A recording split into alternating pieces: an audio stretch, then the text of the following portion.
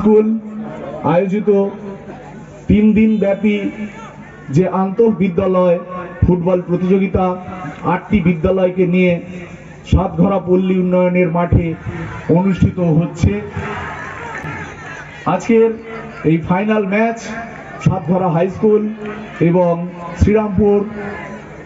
Serampore union ইনস্টিটিউশনের মধ্যে চলছে। এখন দ্বিতীয় হাফের খেলা চলছে।